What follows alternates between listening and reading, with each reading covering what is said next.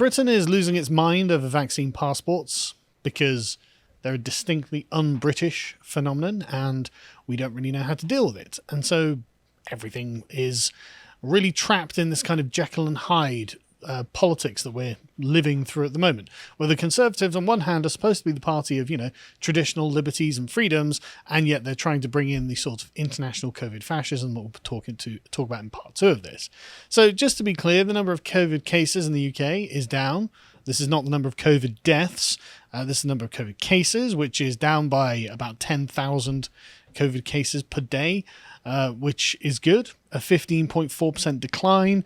And we can't accept this as being a herald of a good news or anything like that, because according to Paul Hunter, a professor of medicine at the University of East Anglia, he said, well, the data is looking good, at least for the summer, but he said these figures do not include any impact of last Monday's end of restrictions. So it'll not be about until next Friday before the data includes the impact of that change. I'm sure that it's not going to be too different, to be honest, but then I'm a skeptic. Just to look at the government's own coronavirus data, as you can see, the number of cases is not correlating with the number of increased deaths. 29,000 daily cases, 28 deaths within 28 days of a coronavirus positive test yesterday. So what's that, 0.1%? Something like this. So 99.9% of people who get COVID at the moment are not dying from it. It's also an interesting point here, though, that at the moment, and for this rise, let's say, we haven't been in a lockdown, and all the previous ones we have been, and then the nut jobs are able to say, well, look, this was because of the lockdown. This time, it's going back down again now, and if it continues going down, what did the lockdown do? Yes. I honestly don't see how the lockdowns actually helped. I'm obviously against lockdowns generally. So anyway, so what's interesting about this, though, is the representation of this by the BBC. As they posted on their website, daily COVID cases down for the 4th day in the UK. And as you can see, they posted on Twitter, COVID infections around the UK continue to rise. But that's not true. I suppose the total number of infections is still rising? Not sure that that's the case either. No, I mean, like, the total number over the entire period of the pandemic is still going up technically. Well, I mean, in aggregate, like the overall number of people who have had COVID, sure. I mean, that's a hell of a stretch. That can only ever rise. But the implication, of course, is that the country is in the grip of a new COVID pandemic, which, I mean, it's got a bunch of cases, but it's not correlating to morbidities or, in fact, the NHS being overwhelmed, because remember, that was the nail on which they hung all of this, that the NHS is going to be overwhelmed. But needless to say, nevertheless, plans are being drawn up to reintroduce coronavirus restrictions, according to the Bristol Post, which can't say I'm surprised. Looking forward to the next lockdown, Callum. The previous 3 didn't work. COVID cases are going down now that we're not in any kind of lockdown, but still, maybe another lockdown is the way to fix all of this. What do you think? No one's dying. Good point. That's the actual justification for this. It was never about the cases, and that's something to keep in mind if anyone ever talks about the goddamn cases. That's not a threat. What is a threat is death. And the argument was, this is deadly enough that we need to take serious measures to stop it. And if no one's dying now because of the glory of the vaccine, then there is no justification for any tyranny. Yes. The holy vaccines that have been descended upon to us from on high have prevented 99.9% of deaths. Take the win. Anyway, according to a report by The Independent, ministers are reportedly planning to reintroduce COVID restrictions within weeks. The Mirror has reported. A report in The Independent said officials in the COVID-19 task force have been drawing up proposals that could see baseline measures such as mask wearing, social distancing, and guidance on working from home reintroduced in England by next month to solve a problem that's not happening. The task force is exploring the possibility of implementing the restrictions on a local, regional, or national basis. Why? Who's paying for them to do this? Why do these people have a job doing this? Sources claim that the decision would be based on the level of pressure on the NHS. Can we go back to the hospitalisation, the coronavirus dashboard a second? Let's see if we can see those hospitalisations quickly. Patients admitted, 5,000. We've got 110,000 beds. 5,000 of them are coronavirus patients. That's down. Never mind. Anyway, A Whitehall source said the independent baseline measures would be a last resort. An insider from Downing Street reportedly added there would be no return to a hard lockdown even as a circuit break. Well, that's good, but I'm not wearing a bloody mask again. Boris said he had previously promised the relaxation rules be irreversible, but sage advisors have reportedly warned Boris to be prepared to act in the first week of August to prevent the NHS being overwhelmed within weeks, as the Independent reported. So it's the same narrative, exactly the same narrative. And it's unbelievable. Anyway, moving on. Amnesty International have been raising the alarm because it looks like there has been legislation proposed, the new policing bill, that will essentially mean that the government can just refuse all of your protests if they don't like your protest. As Amnesty say, you have the right to peacefully protest, but if we don't stand up for this right, it's going to be taken away. The UK government's new policing bill is an enormous extension of policing powers that will effectively ban protests should they see fit. Worryingly, it's already passed a vote by the MPs. So this was the one banning, what was it, serious nuisances or whatever? Yeah. Like badly worded, didn't support it. I hate Amnesty International with their crocodile tears here. Yep. Because whenever Amnesty International finds someone who they don't like who's being persecuted, they're just like, get stuffed. Best example being Count Dankula, where they were written to about this and they were just like, well, you know, he's done some hate speech, so screw him. He made a naughty joke. Like, right, okay. You'll also notice in this video, because I've seen it, all of the stock footage they have are from left-wing protests. And it's like, yeah, convenient. Really interesting, that, isn't it? Anyway, passports, COVID passports are probably going to be introduced at football matches. There's actually not really a lot that we can do about private organisations and events demanding these. Well, are they demanding them? Or are they being pressured by central government? Well, that's a really great question. I don't have the answer to it. But anyway, as ITV reported, football fans attending Premier League games and other large football matches may need to be fully vaccinated. The government is in talks. Here we go. So it is government pressure. You had me. Whether large events with more than 20,000 attendees would need to use COVID passports, according to the PA News Agency. The plans could be extended to lower divisions and other sports in England. So eventually it'll just be expanded to everything. You know that they're going to do this. Ministers are also understood to be discussing whether a recent negative COVID-19 test could allow entry into the football matches, although this has been ruled out for nightclubs, of course, which we'll talk about in a second. Proving you don't have it is not good enough. Yeah, no, it's not good enough. Yeah. Somehow, if you don't have it, you are still at a risk to other people. I love the idea that you could be vaccinated and have a positive test, but you could still go in because you're vaccinated. So I actually have COVID, but I was vaccinated, Owen Jones or Piers Morgan style, and yet they can go in, but the people who don't have it aren't allowed in because they haven't been vaccinated against something they don't have. It's amazing how much this makes sense. A government source said, it's important that fans can continue to watch sporting events over the autumn, which is why we're exploring the role vaccines might play in this. This will not only allow full capacity stadiums, but has the added bonus of incentivizing people of all ages to go and get their jab. Yes, that's right. People who are not at risk of COVID should be immunized against COVID. Anyway, so the nightclub industry was told that they were going to have vaccine passports for people going into nightclubs because, you know, all of those old people, moshing it up on the dance floor, that was a real risk of spreading COVID, and the nightclub bosses are in revolt.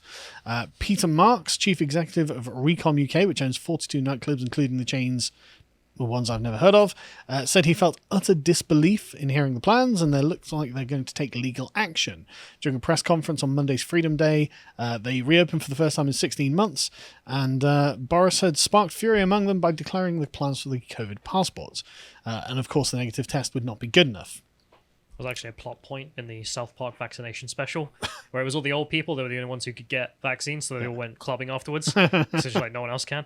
Well, it looks like that's going to be the case. That's actually what's going to happen. Yeah, so, enjoy the nightclubs being filled with pensioners. Anyway, so Boris has faced a Tory revolt over this, some kind of revolt, thank God. But it's only approximately 42 who have been up in arms about this, which is not nearly enough. Frankly, I don't know why. It's only 40 conservatives are like, what? Are you sure that introducing a sort of Soviet-style papers, please, tiered, segregated society isn't quite conservative? And 40 of them are like, I'm not sure.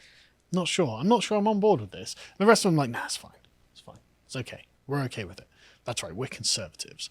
And we're so conservative that the Conservative conference, the Tory party conference, they're going to require COVID passports. No. Go to the next one, John. It's amazing. I know a bunch of the MPs are prepared to boycott their own conference over this. Thank God. Right. So The members should as well. The members should as well, yeah. Steve Baker, Peter Bone, Chris Green, and Mark Jenkinsons were among those pledging to stay away from the event. Not that they would have made any difference anyway, because they're the Libertarian caucus in the Conservative Party that does nothing. Bolton. They're not voting against that. They deserve props for that. Oh God, I know. But it's why is it not a substantial amount? Why is it? Well, it's 40. That's not nothing. But the fact that they're so small in such of a big 40 out of 380 is not nearly enough. In the face of a policy like this. In the face of a policy, and literally the Stalinization of Britain, and only 40 MPs like, I have questions. Bolton MP Mr. Green, Chris Green, suggested they could set up a freedom zone outside of the security fences. Doesn't that sound pathetic? Like the Conservative Party conference, a couple of the MPs are going to go, we're going to go sit in the freedom zone. Losers.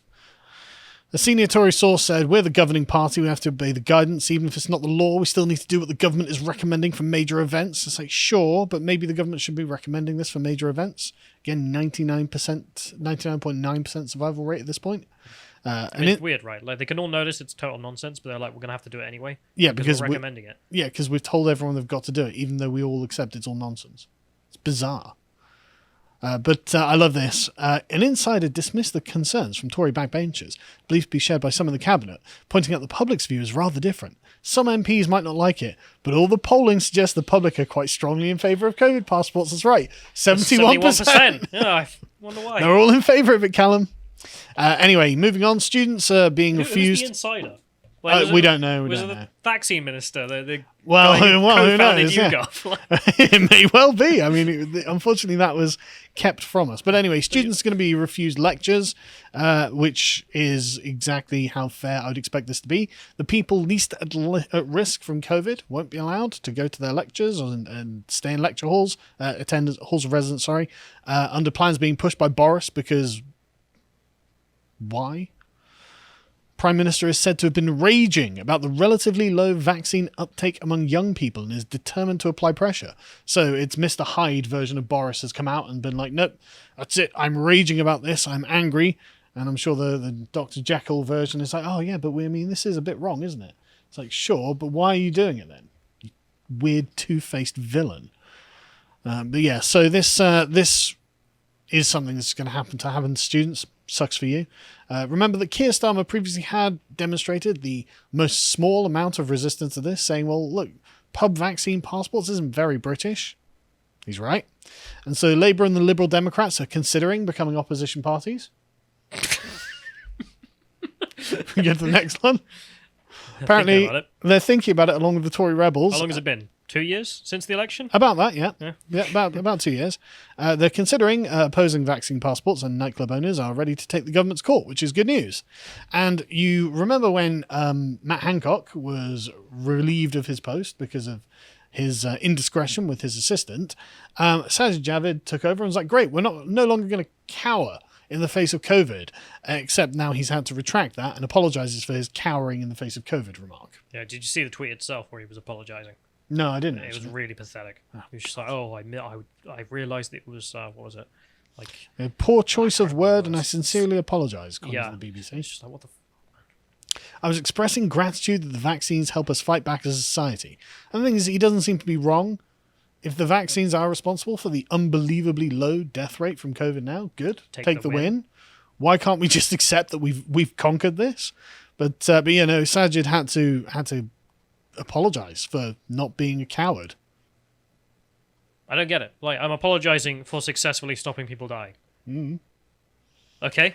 I'm sorry I told you didn't need to be deeply afraid of this all day, every day. That was the wrong thing. But anyway, That's not the party line, this, of course, is to protect the holy NHS, the sacred NHS, without which there would be no Britain.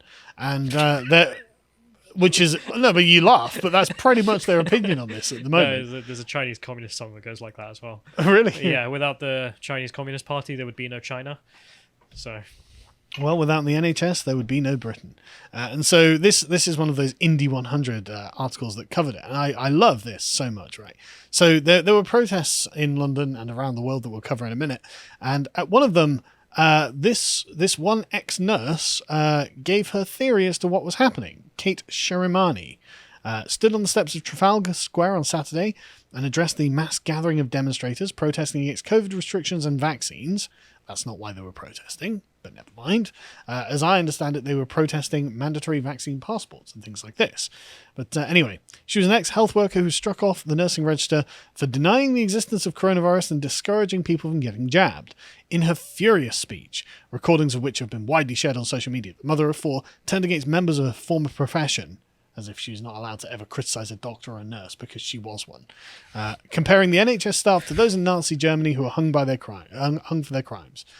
Well, I mean, I just have to say, if this all turns out to go really, really badly, merely following orders wasn't a good enough excuse, as I recall. So, just saying.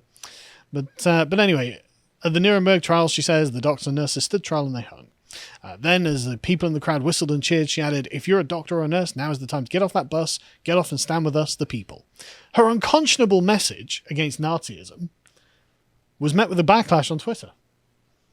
I mean, I get the criticism, though, which is just like, well, if you can't point to, it causing mass numbers of death, then it would be irresponsible. But the idea she's not allowed to hold this opinion is pretty weird. She's not allowed. She's a race traitor to the NHS.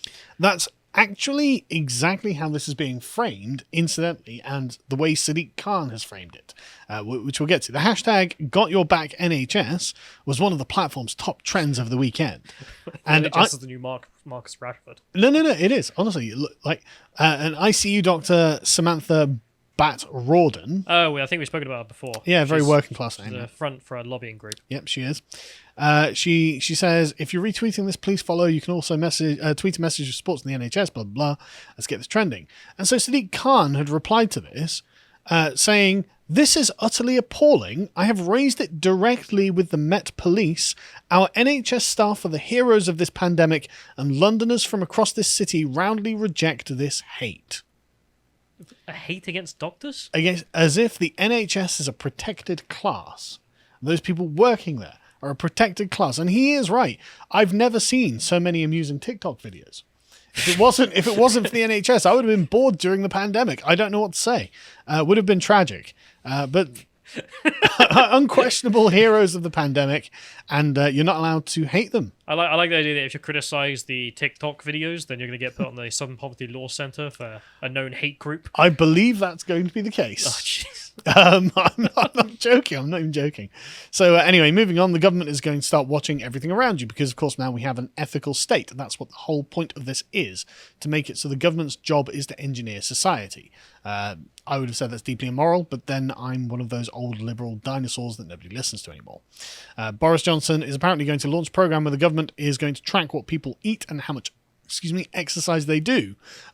This is what you get for voluntarily downloading an app where the government is allowed to track you. They think this is an acceptable thing to do. Hang on, well, it depends. I mean, is this an app in which it's going to track you and you don't really get a choice in it, or what? Because, I mean, there are programs already for health stuff in which, for example, they subsidize groups that essentially you join, or essentially like little cults that teach you that you're bad for eating too much and you should lose weight because, I mean, you probably should. Yeah, and I'm all for fat shaming as well, but like, I don't think that we should have a government app that tracks what you eat and how much exercise you do. Well, he says new program, not new app. Yeah, but it's going to have an app.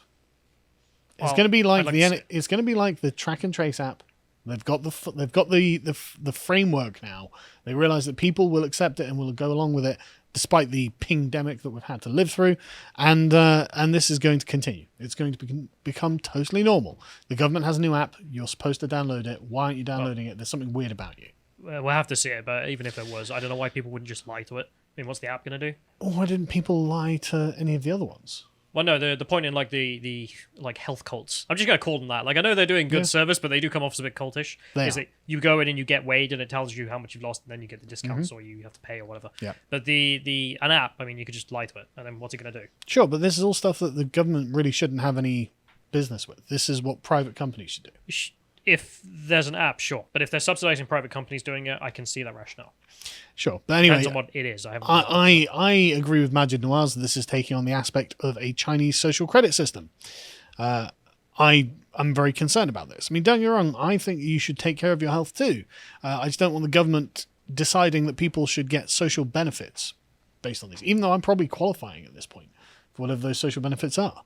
But anyway, moving on. This is this is what I hate about all of this, is that it's permeated absolutely every aspect of life. And so now government ministers are thinking that apparently farting spreads COVID-19. If you fart in a confined space, you're probably spreading COVID-19. One minister who wasn't named told The Telegraph they had read credible-looking stuff on it from other countries. So the Germans and the French were monitoring people's COVID farts. So this is why I find it funny when people look at like people on the anti-vaccine passport marches and be like, yeah, but here's this kook and this other kook in the crowd. And it's like, yeah, but then go back to government and look at them. Well, I mean, there's been evidence of a genomically linked tracing connection between two individuals from a lavatory cubicle in Australia. Well, if that's the case, then I mean, they should never have been given this mission. And of course, this is all going to cost us unbelievable amounts of money. As a report they published recently, a cross-party report, said that the taxpayer would be exposed to significant financial risks for decades to come, with the estimated cost of the government's measures already having hit, are you ready for this? £372 billion in May. 372 billion this has cost the government so far. This makes the UK government debt over 2.2 trillion, about 99.7% of GDP, a rate not seen since the 60s.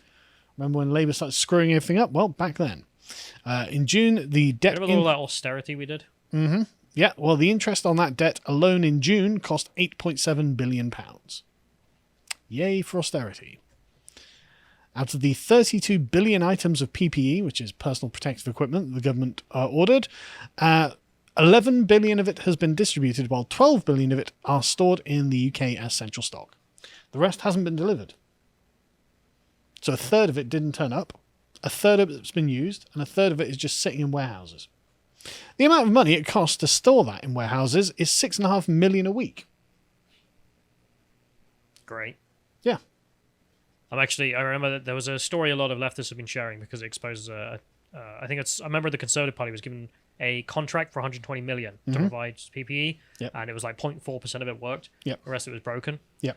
At least you don't have to store, I guess. And that's what I think is behind Boris's massive drive to make everything, COVID obsessed, to make sure that every single person on the earth has got their monthly or daily coronavirus vaccine. It's because of all the money. It's because of all the money that is going to these people. And as you say, the Conservative Party are connected to where this money is going.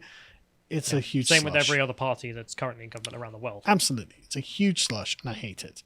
If you enjoyed this segment from the podcast of the Lotus Eaters, you can watch the full broadcast live every weekday at 1 p.m. UK time on lotuseaters.com.